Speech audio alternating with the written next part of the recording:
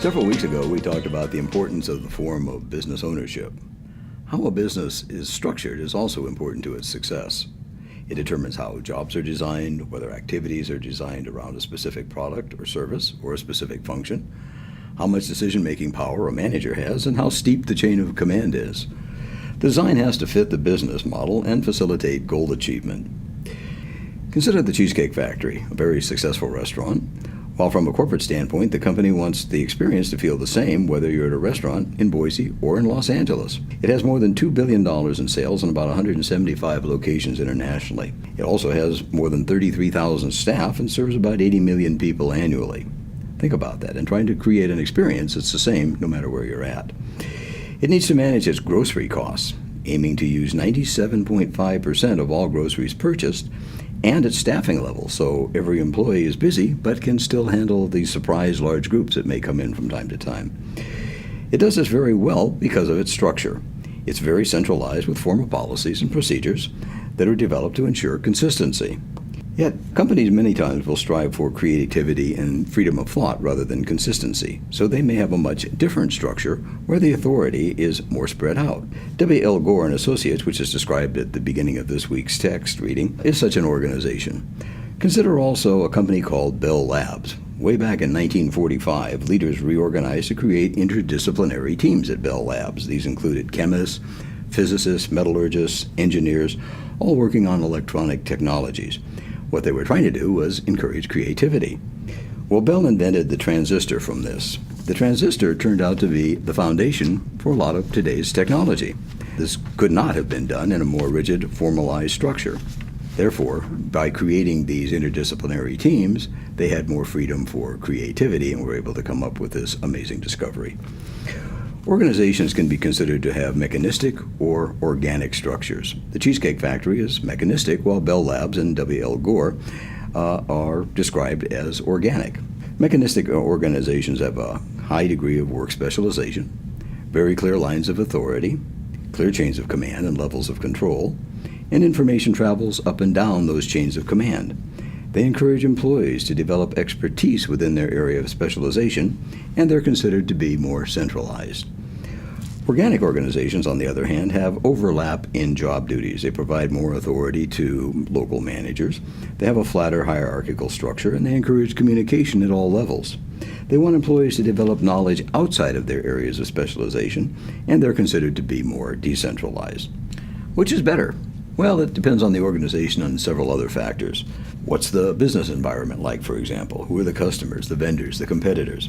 Is it stable? If so, it allows an organization to focus on efficiency with little change. If not, an organization needs to be able to change and have a structure to enable it to be adaptive. What's its strategy?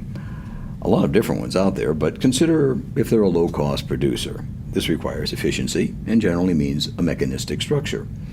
Could follow a differentiation strategy. The idea is that people will pay more for something that's unique or higher in quality. Generally, they need to be able to adapt to changing environments quickly, and that means an organic structure. How's its technology? Research indicates that the more routine technology is, that is, if a company does the same thing over and over, the more mechanistic it probably is. If it needs to change technologies in order to meet needs of customers, it's more likely to be organic. How big is the organization? The bigger it is, the more likely it needs a mechanistic structure. Yet some companies try to create a feeling of smallness to encourage an entrepreneurial spirit within different units of the company. There are several different types of structure. There's something called the simple structure. As you would expect, most small organizations have this, where all decision-making authority is in one person, usually the owner. Companies like family grocery stores, small retail outlets, small law firms, for example.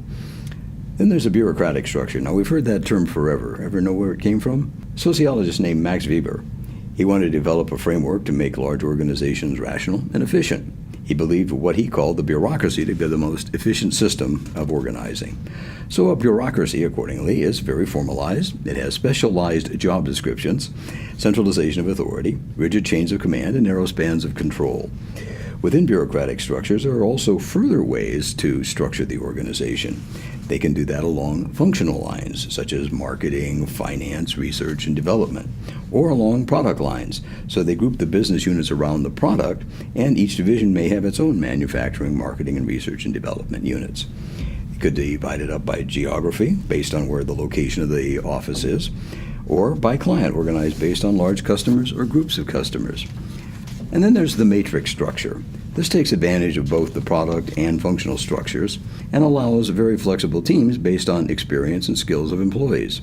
It allows the organization to adjust quickly to the environment.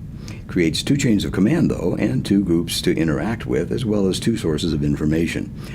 Based on that, it can create high stress levels for employees if the demands of the functional group are opposed to those of the product group, for example.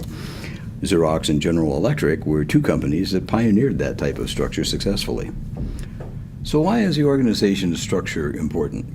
Well, aside from determining how effectively an organization meets its goals, it also affects everything involving you, the employee. Communication, job design, freedom to innovate, and how power is distributed. Think of the companies that you've worked at. How would you describe them in these terms? And what type of an organization would you prefer to work at?